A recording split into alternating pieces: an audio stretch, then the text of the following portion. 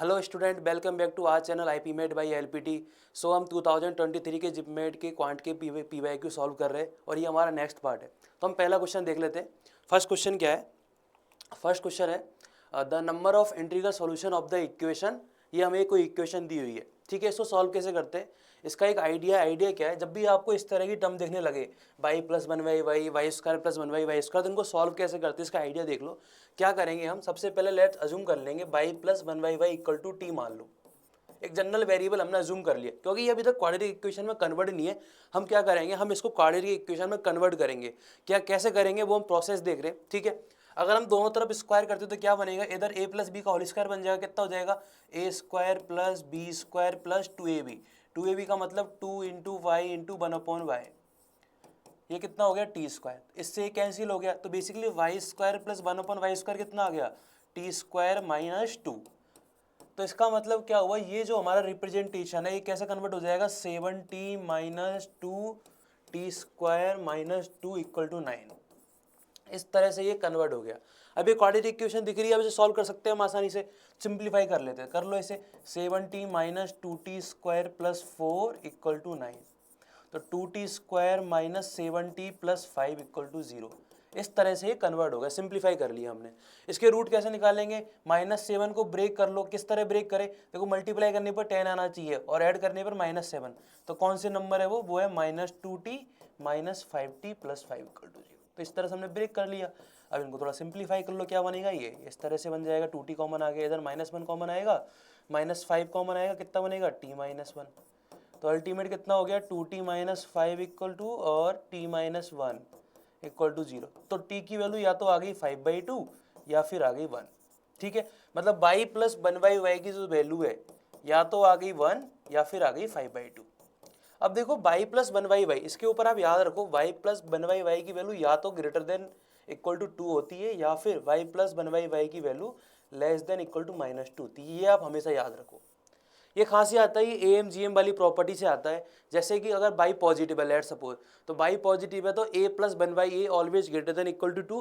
और अगर by negative है या फिर एक कोई नंबर नेगेटिव है तो a plus one by A that is less than -2। ये दो कंडीशन आपको याद रहनी चाहिए। इसका मतलब क्या हुआ, ये वाली वैल्यू तो कभी पॉसिबल है ही नहीं, तो वन वाला केस तो हो गया रिजेक्ट। तो कौन सा वाला केस बचा, एक मात्र केस बचा, कौन सा, by plus one by y equal to 5/2। अब ये सिंप्लीफाई कर लो, सिंप्लीफाई करोगे तो क्या बनेगा, ये बनेगा 2y square plus 2 equal to 5/। और इसको सिंप्लीफाई और कर लो तो 2y square minus 5/, plus 2 equal to 0।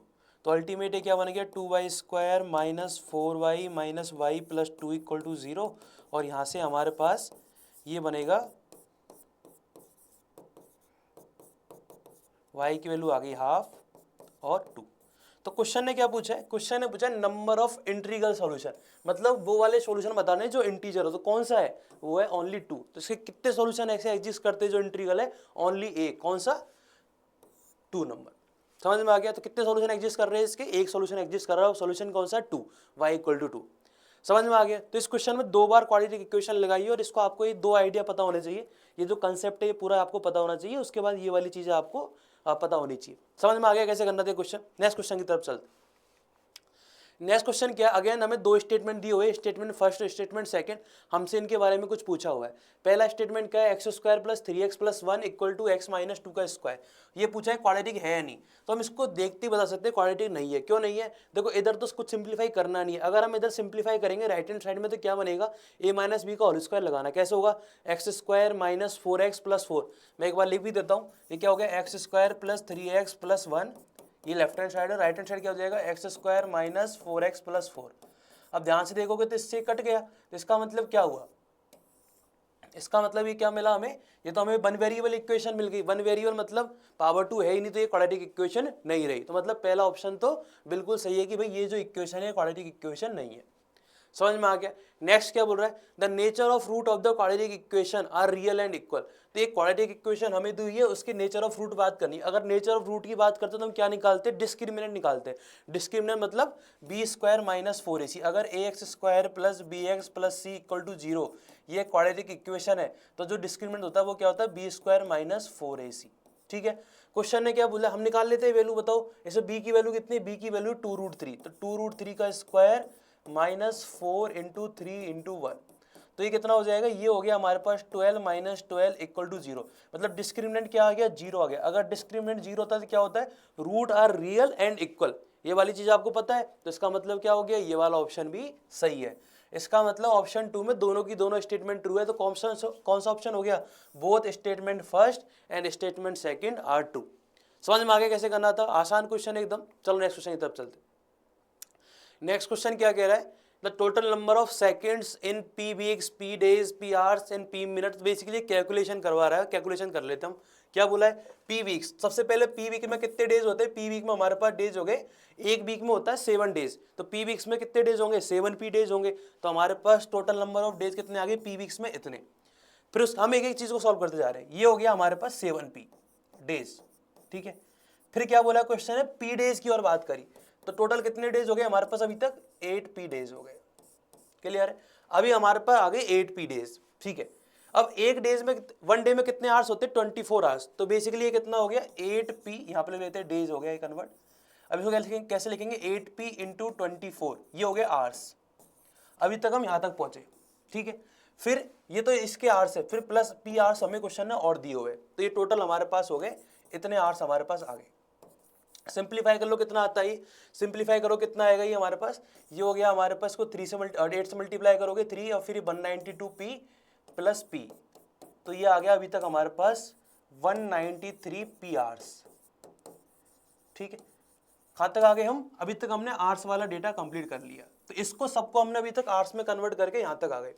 उसके बाद क्या बोला, पी मिनट, तो पहले इसको मिनट में कन्वर्ट कर लो। तो मिनट में कैसे कन्वर्ट करोगे, 193 पी है, 1 आवर में कितने मिनट होते हैं, 60, तो ये तो इतने मिनट हो गए ऊपर वाले डेटा में, प्लस कितने मिनट और है, पी मिनट और है हमारे पास। समझ में आ गया, तो अल्टीमेट कितना हो गया, ये हो गया, इसको मल्टीप्लाई कर लो कितना आया, 3 6 ये करिए 8 टाइम्स, ये होगा फिर 6 इंटू 9 54, ये हो गया 5 और ये हो गया 11, ये हमारे पास आ गए मिनट। कितने हो गए मिनट, हम कैलकुलेट कर लेते कितना आया, 8 1 पी, ये मेरे पास आ गए नंबर ऑफ मिनट, ठीक है। मतलब अभी तक हम कहाँ तक सॉल्व कर चुके हैं, हम यहाँ तक सॉल्व कर चुके हैं। क्लियर है। अब उसके बाद क्या हो, पी सेकंड की बात करी, तो इसको पहले मिनट को सेकंड में कन्वर्ट कर लो, तो कैसे करोगे, 11518 into 60 P plus P second, ठीक है। अब देखो इसमें देखो दो ऑप्शन तो बिल्कुल ही गलत हो गए, क्यों, क्योंकि देखो इसमें मल्टीप्लाई करके आ रहा है 0 और इधर आ रहा है 1, तो इसका मतलब क्या हुआ, ऑप्शन तो ये वाला तो जिसमें इसमें यूनिट डिजिट जो है 0 0 आ रही है, ये दोनों कट गए। अगर ध्यान से देखे, ये जो नंबर है 1158, इसमें कुछ ऐड करने पर, मल्टीप्लाई करने पर कुछ ऐसे करना है, तो समझ में आ गया ये वाला ऑप्शन तो रहा ही नहीं, तो कौन सा ऑप्शन होगा, ऑप्शन नंबर डी। हम इसके बाद डायरेक्ट भी ऑप्शन से कर सकते, इसको सिंप्लीफाई करेंगे तो यही आएगा 694861 पी। तो हम पूरी मेहनत क्यों करें जब हम छोटा मोटा हमारे ऑप्शन से हमारा डील हो रहा है क्वेश्चन। देखो कैसे किया, देखो यूनिट डिजिट 0, इसमें यूनिट डिजिट 0 आ रही है और इधर 1 ऐड करना है, मतलब 0 यूनिट डिजिट तो हो नहीं सकती, यूनिट डिजिट होगी 1। अब इसमें देखो 11518, तो 11 ये वाला नंबर तो यहाँ पे लिखा हुआ है, तो इसका मतलब क्या हुआ, सॉरी 11581, ये 81 है ना, यहाँ से लिखने में गलती कर दी। तो बेसिकली ये वाला नंबर तो हो नहीं सकता क्योंकि इसमें कुछ मल्टीप्लाई करके कुछ ऐड हो रहा है, तो बेसिकली कौन सा ऑप्शन बचा, option number D is the correct answer. समझ में आ गया, तो ऐसा एक डेटा दिया हुआ है, बस बेसिकली मल्टीप्लाई का कंसेप्ट है और ज्यादा कुछ है नहीं इस क्वेश्चन में। चले समझ में आ गया, तो नेक्स्ट क्वेश्चन की तरफ चलते।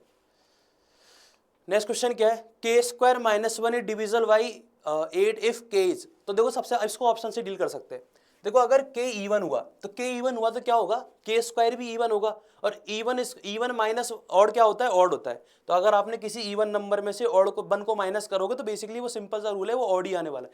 मतलब ये अगर हमने के इवन लिया, इफ के इज इवन, तो क्या होगा, तो ये बन जाएगा ऑड, के स्क्वायर माइनस 1 क्या हो गया, ऑड। तो क्या ऑड नंबर कभी 8 से डिविजल हो सकता है, नहीं हो सकता, क्योंकि 8 से डिविजल होने वाले नंबर इवन ही होंगे। ये क्लियर है, मतलब जहां भी इवन वाले टर्म्स आ रहे होंगे वो सब खत्म। तो देखो इंटीजर में इवन आते, ये भी नहीं होगा, इवन इंटीजर खत्म हो गया। नेचुरल नंबर में भी इवन नंबर्स आते, तो ये वाला ऑप्शन भी खत्म। तो कौन सा ऑप्शन हो गया, option number D is the correct answer. तो ऐसे क्वेश्चन को हम ऑप्शन से जल्दी कर सकते हैं, पूरी मेहनत करने की वजह हम एक सिंपल सा रूल देखेंगे, उसके हमें समझ में आ जाएगी बस यही ऑप्शन बचा हुआ है, तो के is an odd integer is the correct answer. समझ में आ गया, इस तरह से ऐसे क्वेश्चन को जल्दी किया जा सकता है। नेक्स्ट क्वेश्चन की तरफ चलते हैं। नेक्स्ट क्वेश्चन में अगेन हमें दो स्टेटमेंट दिए हुए, हम एक बार देख लेते क्या क्या है। The difference, the sum and the product of the numbers are in the ratio. तो मान लो दो नंबर ए और बी है, तो हमसे क्या दिया हुआ है, ए माइनस बी और a प्लस बी और ए बी, इनका जो मल्टीप्लिकेशन का रेशो वो कितना दिया हुआ 1:5:12। तो क्वेश्चन ने पूछा है कि the product of the two numbers is 18। तो let suppose product of two number is 18, मतलब ये 12x की जो वैल्यू है वो क्या दे रखी है, हमें 18 दे रखी है। तो x की वैल्यू क्या हो गई 1.5। अगर मैंने इसको x मान लिया, इसको 5x, इसको 12x, तो 12x की वैल्यू कितनी होगी 18 और x की वैल्यू होगी 1.5। तो मुझे एक बात बताओ, a माइनस बी की वैल्यू कितनी हो जाएगी, a माइनस बी की वैल्यू हो जाएगी 1.5 इस तरह से। बट कभी ऐसा पॉसिबल है कि दो नंबर का अगर हम डिफरेंस करें तो वो क्या कभी डेसिमल में आ सकता है कि इस तरह से पॉइंट में आ सकता है कि नहीं आ सकता। इसका मतलब क्या हुआ, option statement first is wrong. Clear है।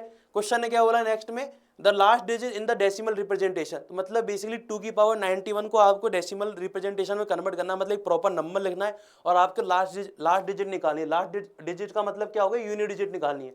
अब यूनिट डिजिट का आइडिया हमने सबसे पहली क्लास में देखा था, भाई 2 की पावर 1 को देख लो, 2 की पावर 1 क्या होता है, 2 की पावर होता है 2, 2 की पावर 2 कितना होता है, ये होता है 4, 2 की पावर 3 होता है 8 और 2 की पावर 4 क्या होता है, ये होता है 16, मतलब 6 हमारे यूनिट डिजिट आएगी। अब हम रिपीट करेंगे 2 की पावर 5, तो अगेन रिपीटेशन स्टार्ट हो जाता है। तो मतलब जो भी हमारे पास इंटीजर्स, जो भी हमारे पास 2 की पावर्स होगी, उनमें जो यूनिट डिजिट होगी या तो 2 होगी, 4 होगी, 8 होगी, 6 होगी, इस तरह चलता जाता है। अगेन इसमें भी 4 नंबर के बाद रिपीटेशन स्टार्ट होता है। तो हमने आइडिया देखा था, अगर ये इसे साइक्लिसिटी बोलते हैं कि भाई 2 की जो पावर्स है उसमें 4 नंबर के बाद या 4 की साइक्लिसिटी के बाद नंबर रिपीटेशन होने लग जाते हैं। तो उसको कैसे सॉल्व करते हैं कि 91 को हम 4 से डिवाइड करेंगे, जो भी पावर है उसको 4 से डिवाइड करो और रिमाइंडर फाइंड करो। तो बताओ कितना आएगा, इसको अगर डिवाइड करेंगे कितनी बार डिवाइड जाएगा, ये हमारे पास बनेगा, बताओ डिवाइड कर लो कितना हो गया, ये हो गया हमारे पास 88 से कंप्लीट डिवाइड हो जाता है ये। उसके बाद 3 बचेगा, तो 3 हमारे पास रिमाइंडर आ गया। अब 3 रिमाइंडर है, मतलब कौन सा वाला आंसर होना चाहिए, ये वाला मतलब 8। तो मतलब 2 की पावर 3 का जो यूनिट डिजिट है वही 2 की पावर 91 की यूनिट डिजिट होगी। तो 2 की पावर 91 की यूनिट 6 हो सकती है कि नहीं हो सकती। इसका मतलब क्या हुआ, दोनों की दोनों ऑप्शन गलत हो गए। तो statement first is false and second is also false. तो both statement first and second are false. Clear है वाला क्वेश्चन कैसे करना था स्टेटमेंट फर्स्ट। तो इसमें दो आइडिया, एक तो ये वाला यूनिट डिजिट का आइडिया था और एक बेसिक इसमें सिंपल रेशो वाला आइडिया है। इस तरह से क्वेश्चन सॉल्व हो जाएगा। समझ में आ गया कैसे करना था। नेक्स्ट क्वेश्चन की तरफ चल लेते। नेक्स्ट क्वेश्चन क्या कहता है, the volume of A right circular cylinder of base radius 7 और हाइट 10। तो बताओ वॉल्यूम क्या होता है सिलेंडर का, पाई आर स्क्वायर एच। ये हमारे पास फॉर्मूला, पाई की वैल्यू यहाँ पे दी हुई है 22/7, आर की वैल्यू कितनी दी हुई है 7 का स्क्वायर और ये हो गई 10। तो सॉल्व करो कितना आ गया, सॉल्व करोगे तो आएगा 1450 सेंटीमीटर स्क्वायर। इसका मतलब क्या हुआ, स्टेटमेंट फर्स्ट तो बिल्कुल सही है, कोई दिक्कत ही नहीं है इसमें। तो नेक्स्ट वाला स्टेटमेंट क्या है, surface area of cylinder having radius 14। तो सबसे पहले टोटल सरफेस एरिया का फॉर्मूला, टोटल सरफेस एरिया का फॉर्मूला क्या होता है 2πr into are plus H. ये आपको याद होनी चाहिए सारी चीजें। टोटल सरफेस एरिया का फॉर्मूला और ये है वॉल्यूम का फॉर्मूला, ठीक है, सिलेंडर का। अब बताओ सिंप्लीफाई करो, 2 इंटू 22 डिवाइड बाई 7 और हमारे पास रेडियस है 14 और कितना दिया हुआ, आर दिया हुआ है 14 और हाइट दी हुई है 30, तो इतना हो गया 44। कितना हो गया सिंप्लीफाई करने पर कितना आ गया, ये आ गया हमारे पास 4 into 22 into 44, that is 88 into 44। तो सिंप्लीफाई करो कितना आ जाएगा, सिंप्लीफाई करोगे तो ये भी आ जाएगा 3872। इसका मतलब क्या हुआ, ये वाला स्टेटमेंट भी करेक्ट है। तो इसमें दोनों की दोनों स्टेटमेंट करेक्ट है। तो both statement first and statement second are true. First option इसमें करेक्ट आंसर हो गया। तो स्टेटमेंट वाले जो क्वेश्चन है ये रेगुलर पेपर में आ रहे, तो ये हमारे लिए इंपॉर्टेंट हो गए भाई। एक बस इसमें ज़्यादा कुछ है नहीं, बस आपको स्टेटमेंट रीड करके क्वेश्चन लगाने। बट इसमें दिक्कत क्या है कि बस एक क्वेश्चन में दो क्वेश्चन मर्ज हो जाते हैं, थोड़ा टाइम टेकिंग हो जाता है। ठीक है, चलिए नेक्स्ट क्वेश्चन की तरफ। नेक्स्ट क्वेश्चन क्या कह रहा है, सोनाली वाइज 2 पेन्स, नाम दे दिया उनका ए और बी, ठीक है, and there cost price in the ratio 5:6। तो मान लेते हैं उनकी जो कॉस्ट है, हम मान लेते हैं 50x और 60x मान लिया हमने, थोड़ा सा आसान हो जाएगा ऐसा करने से। 5x 6x भी मान सकते, कुछ भी मान लो, बट हमने इस तरह लेंगे तो थोड़ा डेटा आसान हो जाएगा आगे वाला। If C sells them on the 10% profit each. तो मान लो इसका 10% मतलब कितना हुआ 5x, तो प्रॉफिट कितना हो गया इसमें 5x, इसमें प्रॉफिट कितना हो गया 6x। ठीक है, समझ में आ गया। मतलब उसने इसकी अगर ये कॉस्ट प्राइस है इन दोनों की ये, तो सेलिंग प्राइस क्या होगी, सेलिंग प्राइस होती है हमारे पास profit plus cost price, that is 55x और इधर हो गई 66 है, ये इनकी हो गई सेलिंग प्राइस। ठीक है, क्वेश्चन ने क्या बोला, सी अर्न्स टोटल प्रॉफिट ऑफ 22। मतलब जो इन दोनों का एडिशन है वो कितना हो गया 5x प्लस 6x, ये कितना दे रखा है हमें 22। तो 11x की वैल्यू कितनी आ गई 22, तो x की वैल्यू कितनी आ गई 2। मतलब जो मेरे पास x आ गया 2, मतलब ये कॉस्ट प्राइस क्या होगी 100 और 120, हमारे पास डायरेक्ट आ गई इनकी जो कॉस्ट प्राइस है वो कितनी होगी 100 और 120। ठीक है, कुछ क्वेश्चन ने क्या बोला इसके बाद, if C sells pen drive A on 20% loss and pen drive B on 30% profit. तो फर्स्ट वाले को उसने लॉस में भेजा है 20% लॉस में, तो 100 उसकी कॉस्ट प्राइस है, 20% हो गया लॉस, तो इसका मतलब कितने रुपीज का लॉस हो गया 20 रुपीज का उसे लॉस हो गया। इसका मतलब उससे सेलिंग प्राइस कितनी हो गई 80।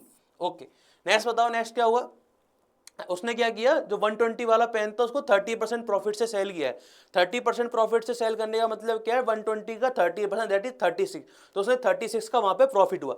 यहाँ पे उसको 20 रुपीज का लॉस हुआ है और 36 रुपीज का प्रॉफिट हुआ है, तो ओवरऑल वेज कितना प्रॉफिट हुआ है 16 रुपीज का उसे ओवरऑल प्रॉफिट हुआ है।